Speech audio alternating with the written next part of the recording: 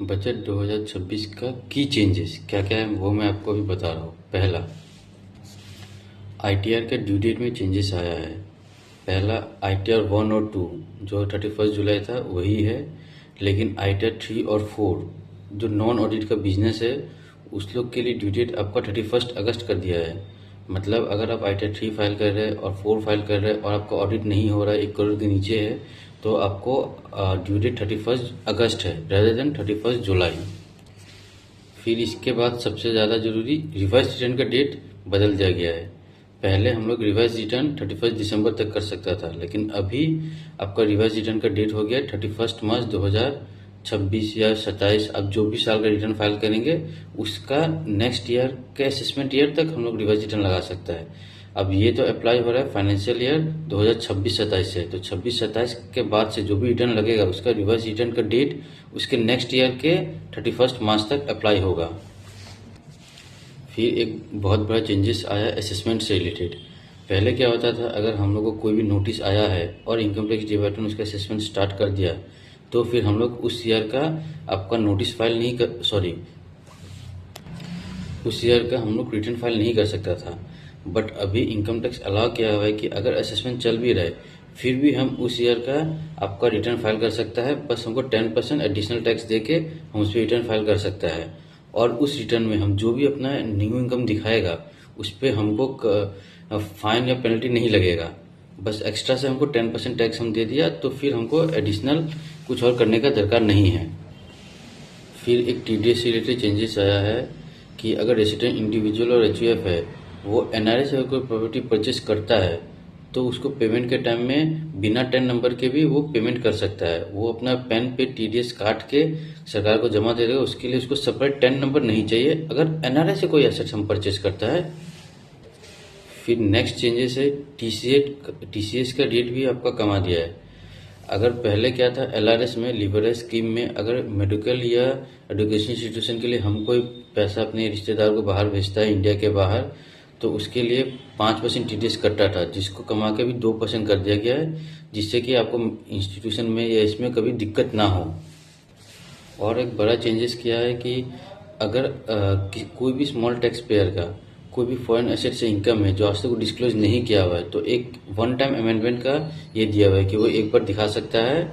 अगर उसका total income और एसेट का वैल्यू 1 करोड़ के नीचे है तो वो 30% टैक्स देके plus additional tax of equal amount, मतलब 30% टैक्स देगा, जितना वो टैक्स का वैल्यू होगा उतना टैक्स और देके उसको वो डिस्क्लोज कर सकता है। तो उस पर उसको कोई प्रोसिक्यूशन नहीं होगा, बाकी जो बैलेंस बचेगा वो रख सकता है।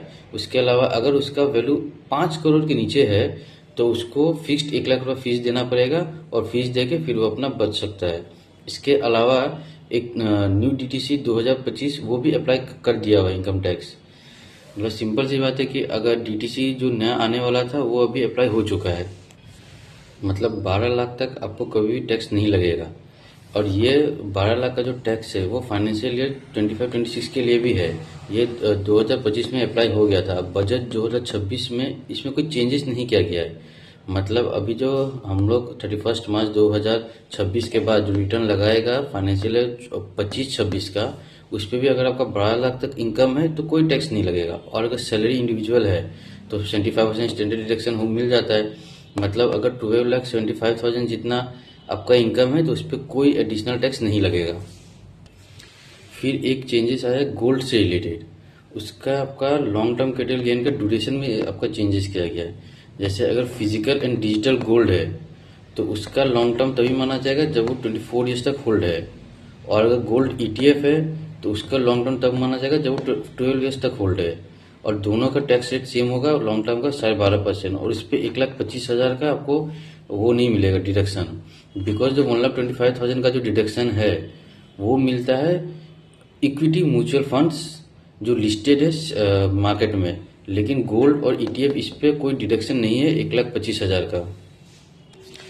फिर जो सोवरेन गोल्ड बॉन्ड है उस पर पहले तो एग्जेम्पशन था, अभी क्या कर दिया है, अगर सोवरेन गोल्ड बॉन्ड निकलता है और अगर आप ओरिजिनल होल्डर है, मतलब जब निकला पहला सब्सक्रिप्शन लिया हुआ है तो उस पर एग्जेम्पशन है उसको सेल करने पे, लेकिन सेकेंडरी बायर के लिए कोई एग्जेम्पशन नहीं है।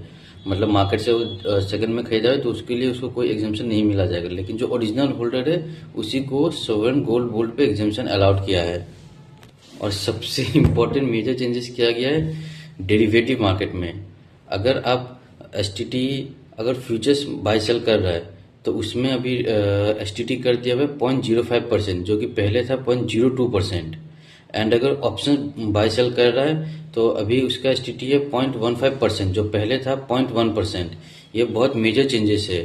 इनकम टैक्स सीधा कहना चाहता है कि अभी आप लॉन्ग टर्म पे जाइए, ये डेरिवेटिव में जाके अपना पैसा ना डुबाए, क्योंकि ऑलरेडी 9 में से 10 ट्रेडर्स या 10 में से 9 ट्रेडर तो ऑलरेडी सबका पैसा डूब ही रहा है।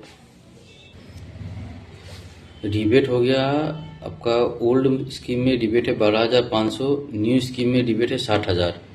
और रिबेट कभी भी स्पेशल रेट टैक्स पे नहीं मिलता है। मतलब अगर कैपिटल गेन हो गया या विनिंग्स हो गया, अगर उसमें कोई रिबेट है तो उसमें आपको कभी कोई नहीं मिलेगा। एंड ये जो भी चेंजेस आया है ये फाइनेंशियल 26-27 के लिए आया है। मतलब 1 अप्रैल 2026 के बाद से जो भी होगा उस पर ये सारे चेंजेस अप्लाई होगा। अभी जो 25-26 में जो रिटर्न लगने वाला है उस पर इसका कोई इफेक्ट नहीं होगा अदर देन 12 लाख रुपीज़, क्योंकि 12 लाख का जो टैक्स नहीं लगेगा वो पहले से ही था, तो उस पर कोई चेंजेस है नहीं। उसके अलावा आपको जो भी अपने वीडियो में मैंने बताया वो सारा आपका फाइनेंशियल 26-27 के लिए अप्लाई है, जो बजट 2026 में आया है। धन्यवाद।